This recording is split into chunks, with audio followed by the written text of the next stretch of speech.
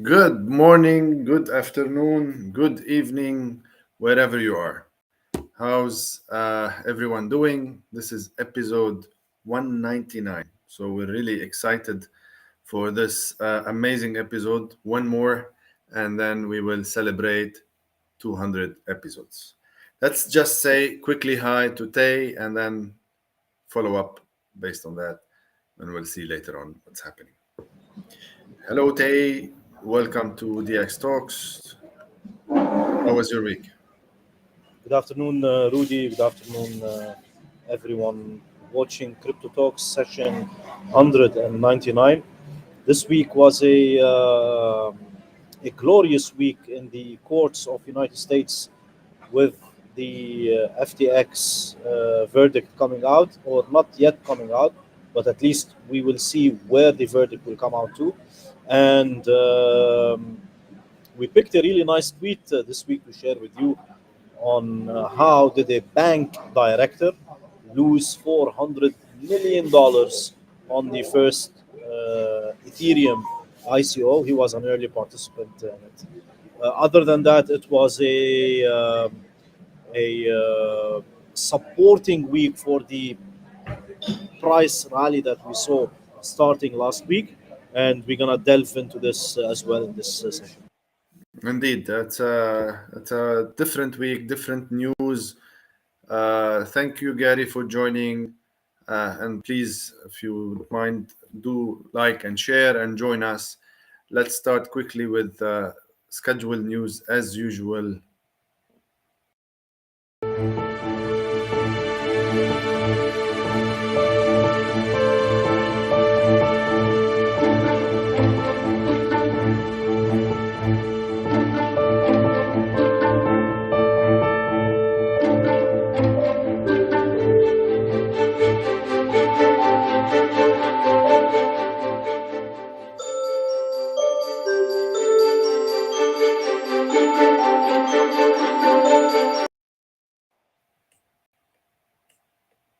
So, yeah, it's really interesting to see what's happening in the world in terms of the latest updates and how we have some updates regarding, some fake news, some world chaos in terms of financial banking, and some theft of or loss of certain uh, keys. And then we're going to be seeing what's happening with SPF himself, Sam Bankman-Fried, and what's happening in this quarter. Now they have a ruling, but we don't have the full information yet. But they will be sharing some more info later on. So with that, we will be very happy to announce that we are episode 199, but next week we will be episode 200. And this is a very big achievement for us. Join us, win, and support us. This is the most important part. We're here because of you. The more that we would like to give those videos, those snippets, those live, those questions, the more that we all benefit, and we try to work on following up the next episode and the next episode and the one after that. So do share and then make sure to subscribe yourself. The links will be shared a few minutes after we finish this episode, and then join us and let's see what will happen. So without further ado, as usual, we have our crypto fraud segment. So be careful if you receive any message from me or Tay asking you to bank with us or deal with us. Please note those are fake. We will not ever ask you about this. So this is very clear. We have a lot of fake profiles. So make sure that you are always. My account is even verified by Instagram or other platforms with a check mark, but that doesn't help for you falling in fraud. Um, a lot of events. Was it from data center cloud, accelerating transformation with IDC, 360 degrees, DDC investors, real-time payments and fraud management, conventional AI, a lot of events happening. The last month was really crazy in Dubai. There's a lot of events happened, and I had to travel to Saudi, and then there was others happening in Kuwait and Bahrain and Qatar. So it's really important so that you can join all of those events. Don't forget our second MENA Top 25 Women that is still going. If you know any lady in the fintech space, blockchain and AI, please do nominate them or nominate yourself if you are watching with us. We have a lot of interviews that we got from JITEX Sport and other events. So make sure to check our YouTube channel and then join. Was it from Acronis cybersecurity firm or Blockchain Valley, Blockchain Satoshi Vision itself? They had a nice booth with around 8 companies. We have different interviews that will be coming out throughout the following month. And we have released, I think, 2 or 3 so far. Interesting use cases. This is Simit Nayak with Nchain. And then we have another one also that is really interesting that is being published on our channel. So with that, let me welcome Tay again, and then we'll take it on from there.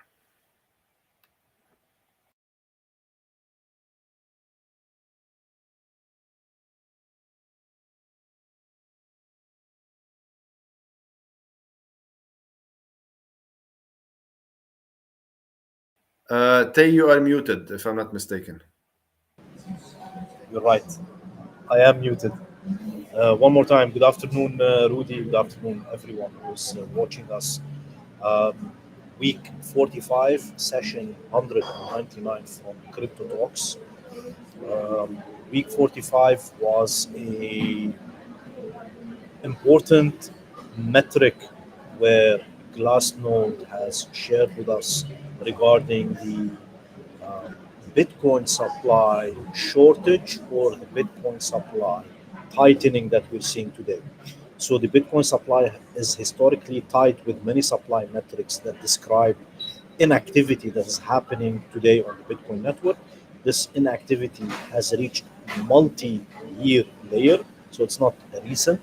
Even when we were at all-time highs, the activity of the Bitcoin network was not on par with the price action. So with the coming ETFs, with the coming Bitcoin halving, we are expecting a more and more tightening on the Bitcoin supply. With no demand increasing at all, this should reflect on the price. And as we know, with the rules of economics, when supply is short and demand is stable, prices do as well change, and there might be a glorious bull run, as many people are pointing out to it. Um, what we have as well on Glassnode, I'm just taking a quick look on our notes and summaries here. We saw that the long-term hodlers, they're still not cashing out on their Bitcoins, and they're still uh, waiting for a new top to happen. So this is why accumulation across the charts of Bitcoin is evident today. And with the as well latest news on FTX and Sam Bankman-Fried, I think we are going to witness one last round of litigation and legal correspondences between crypto companies, specifically DCG Digital Capital Group with Barry Silbert. Perhaps we'll leave this topic for next week to talk about it, but there might be one more, that not, I don't want to say a bad actor, but a questionable actor in this space, DCG Digital Capital Group or Digital Currency Group, with its head Barry Silbert. There is some today question marks between their relationship with Genesis and their relationship with creditors, and the big $1 billion question between Genesis and DCG. But as I said, let's pick this for next week, because this week a very important piece of news happened. FTX and Sam Bankman-Fried, we are seeing the end of this saga. It was very quick compared to other cases that took a long time in investigation. The case that we're looking at today has been almost over a year, and in this span of 1 year, the judge has already decided, hey, SPF, you have committed fraud. This fraud commitment would not have been accurate without the testimony of uh, they were calling them the FTX lieutenants, like the CEO of Alameda Research, the head of engineering at FTX, and a few other top-ranking officials in the exchange. They were asked to testify, and they all testified against SPF. So this was a very important note in this week, but we had as well some positive and enlightening news. So we can kick it off, Rudy, with Kraken announcing their L2. So if we have followed the Coinbase and how did Coinbase roll out their layer 2 network, Kraken is taking a similar step, and they're launching their own layer 2 network. It is as if this trend in the industry today that exchanges are developing their own layer 2 networks. So what are layer 2 networks? Layer 2 network is a secondary protocol that we build on an existing exchange. So with Coinbase today, they have their own L2, and we're looking at Kraken having their own L2 as well in the coming future. By becoming an L2 player, they will compete directly with Coinbase. The next piece of news that we picked for this week was from UAE, and the UAE, they're issuing their regulatory roadmaps not only on the crypto space but as well on the governance tokens and mainly DLT foundations or digital ledger technology foundations. So they want those foundations to be regulated under the Abu Dhabi global market. And when you are doing a token issuance, this token issuance should come under the regulatory roadmap or the regulatory enforcement of ADGM, specifically Abu Dhabi. Not only Abu Dhabi is looking at regulating DAOs and foundations related to blockchain, but as well Marshall Islands has lately released their legal framework for DAO registration. So this means that layer one, layer two protocol foundations, they need to receive a license from ADGM to offer tokenized assets, digital assets, and so on. Um, I think this is a added revenue stream for ADGM to add on its revenue streams from crypto companies, whether it's licensing fees. And now we're seeing DAO registrations. This will attract more and more projects and protocols to UAE and specifically Abu Dhabi and ADGM. The head news for this week was Sam Bankman-Fried and his guilty charges on fraud. There is no yet a known number of years that he will serve.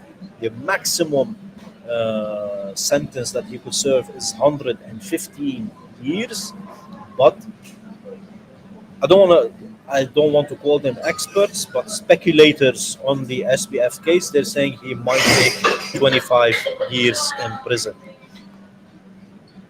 SPF has as well health issues, so we don't know how this will reflect on the quality of prison he is in. But he has now a new roommate or a new prison mate, the exploiter of Mango Markets, who as well committed fraud on the Mango Market decentralized exchange, and he will be as well processed in the same way that SPF has done. I am wondering only, will the judge want to send a message to the crypto community through a very harsh sentence on SPF? This is a big question mark. They did this with Ross Ulbricht, the founder of the dark web, Silk Road, and they gave him the most excruciating sentence that anyone can face in a drug related charge, which is usually 20, 25, 30 years, 50 years. But in case of Ross Ulbricht, he took 2 life sentences. So, will SPF take 115 years in prison? This is up to the few weeks. Hopefully, this year we can find out. Now, SBF has time until March 2024 to defend his case. Otherwise, he will be convicted with what the judge decides. He had the chance to plead guilty, but he didn't take this card and he played the non guilty card, hoping that he can twist the turn of events. And he's a risk taker, so it was obvious that he's going to take the step. But let's see what I think what he didn't rely on, or what he didn't bank on, was his lieutenants or his co-founders flipping on him. But let's see. From UAE as well, Hamdan Mohammed launches the Dubai program for Gaming 2033. This comes simultaneously with the plan from Saudi Arabia to launch the World Cup for electronic games in Riyadh. And with this Dubai program for Gaming 2033, so we're talking about 10 years from now, it is expected that it will create 30,000 new jobs. It will have $1 billion in contributed GDP to the country, and it will at least attract more than 100,000 developers, programmers, and creative content makers. With all my respect to the initiative, this for me sounds like the initiative that was launched at the hype of Bitcoin with the metaverse and the program for the Dubai metaverse that will create 100,000 jobs and $1 billion in turnover. I think personally, this is, if we want to compare between the two statements, launching a metaverse program or launching a gaming program, I think the gaming program will yield more profits to the government, but this is in direct competition with GCC Saudi Arabia. So, will the Saudi money outperform the Dubai money? That's a question for the future and a question of time. But remember that MBS, or Mohammed bin Salman, the Crown Prince of Saudi Arabia, together with Cristiano Ronaldo and other influencers, they announced the World Cup for electronic games that will take place in Riyadh. And again, this is a huge turn for our region, because gaming is one of the most lucrative digital sectors now in Saudi Arabia and in GCC as well. Last piece of news for this week: the founder of an Estonia-based bank called LHV Bank. His name is Rain Lomos. He has more than 250,000 Ethereums locked on his wallet. He forgot the private key. And since then, he has been receiving airdrops on his wallet around $7 million, and they're also locked. So the total amount we're looking at is more than $450 million in Ether that is locked in this wallet, and it cannot be retrieved. There are certain experts or white hat hackers that are trying to uh, offer a solution and perhaps share this fortune of Ethereum. But this mystery, it was a mystery for quite some long time, that who is the holder of this address. The address that we see in the picture starts with 0x and ends with FP9.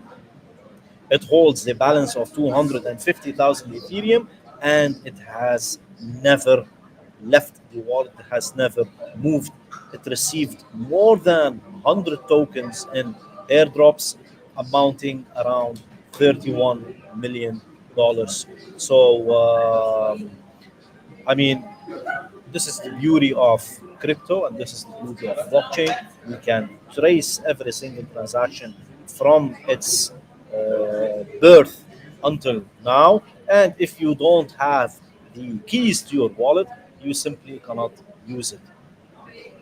Unlike a bank, which is giving you access through your identity, through your first name, your last name, your address, here we are getting access through simply a smartphone and a crypto wallet. Always, as we say, not your keys, not your coins. So if you have a non-custodial wallet, perhaps now is the time to learn from Rain, the founder of LHV Bank, and not I mean, not to be like him. Update your wallets and make sure that you have your private keys written in a safe place. We go back to you, Rudy. This was the news for this week. Thank you, Tay. Interesting news this week, especially on the Sam Altman and what's happening also in UAE and Dubai and GCC and Gulf, and specifically Saudi on the gaming front. I think this is seeing a lot of growth in terms of how much investments and startups. I just read some news that for the first time, the private sector employment has risen above 12.5%. So that means there's more and more investments jumping in the region, especially in Saudi, and then especially in startups and companies other than the governmental companies. So it's very interesting. Thank you, Tay. If there's any questions, we'll take them. We had a mix-up in the link, I think, but we recovered a little bit. Just to remind again, this is episode 199, and next one is 200. We will be joining us and appreciating you for join us in this episode 200. We will be releasing the links for the celebrating the episode 200 within a few minutes when we finish tonight's episode, but it will be there for 2 weeks. We'll be having some awards next week and the week following week, so that we can give it some time for our community to be available. I don't know if you have anything else to add, Tay, other than saying hi to Khalid next to you, that he just sent me a nice photo. Otherwise, I'll check if there's anything.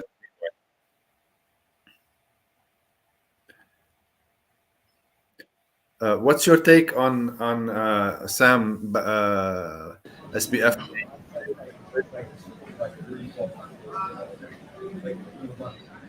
Can you repeat, Rudy? I lost you for a minute. What's your take on Sam SBF case? Where it will go? Yeah, I think he will take 25 years in prison. Um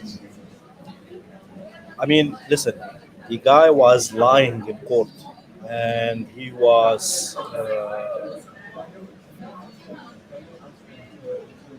his behavior and his character, his attitude towards the judges, towards in this whole time of the case, towards his investors, towards the people that he has hurt, and the scale of the damage that happened. Until today, people don't realize that teachers, elderly, people in the military, a lot of diversified fabrics of society have invested money in FTX and large amounts of money. He said in the court more than 100 times, I don't remember, I don't know, I don't recall. This was not accepted by the community first, and second by the judge and the jury. Now, one of the jury members, and I cannot verify this information, one of the jury members has a relationship to her that passed away or committed suicide because of SPF. And it was said that some of the jury members did not want to give a harsh sentence against SPF, specifically when it comes to the bailout, and it was rejected. I think the regulator wants not only to punish Sam, but want to punish anyone in the future who would play the same game that Sam played, funding politicians, embezzling money, uh, lavish lifestyle, owning private jets, private personal investments from customer money, and the big elephant in the room that we have today. Not only startups took money from SPF, but projects like Solana was heavily funded and heavily invested with FTX money. So is this customer money? And if it's customer money, yeah, the startups that got funds as well, some of them are in the Middle East, some of them are exchanges in the space that we know were funded by FTX. So we will not know the repercussions of what he did today, but I hope he gets a very strict sentence that will deter future SPF of coming back and uh, destroying the crypto market reputations. Very interesting. Um, Lama says, amazing guys. Bob says, congrats on the 200th episode. And we have a nice question. More regulations are coming. Trying to read it. Last week, they released M2 exchange in Abu Dhabi, the promised global crypto bank. What's your take on this? Is it Kevin's highlight story? Yeah, this is. I mean, Kevin O'Leary also highlighted FTX, and he said it's a safe investment, and he's putting all his money in it. Let's see what this M2 will do. I think this is more an institutional grade exchange, and being positioned in Abu Dhabi is a good sign because the regulatory sphere in Abu Dhabi is totally different than the one in the United States. Yet still,